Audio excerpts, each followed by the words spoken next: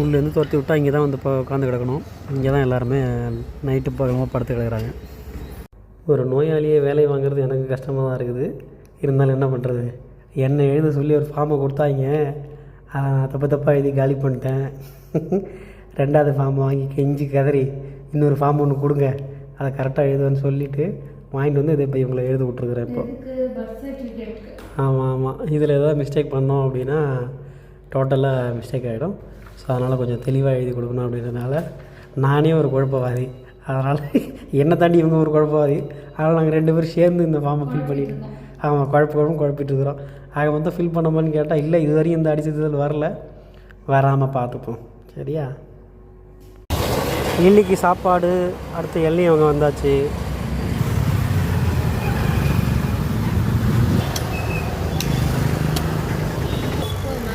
இதே சரியாக இருக்கும். தற்போது என்னோடய தலையாய கடமை என்ன அப்படின்னா, ஃபுட் டெலிவரி பாயாக மாறி வீட்டுக்கு ஹாஸ்பிட்டலுக்கு சாப்பாடை கொண்டு போயிட்டு வர்றது. அதுதான் என்னது சம்பளத்தில் போட்டு வெட்டிகிட்டு இருக்கிற இளநியா கூலிங்கா? இளநீ டீஹைட்ரேட் ஆகிடுச்சு. இளநீ குடிச்சிட்டு தேங்காய் சாப்பிடலாமா? சரி சாப்பிடு. நம்மளும் சாப்பிடும். மிச்சம் மீதியா? ஆமாம், மிச்சம் மீதி தான். வெஜிடபிளா? Veggie sir. சாப்பிடுங்க, நல்லா சாப்பிடுங்க. அதுதான் நமக்கு இப்போ ஊட்டி விடலாம் ஆள் தேவையில்லை, நீயும் சாப்பிட்ற அளவுக்கு ரெடி ஆகிட்ட.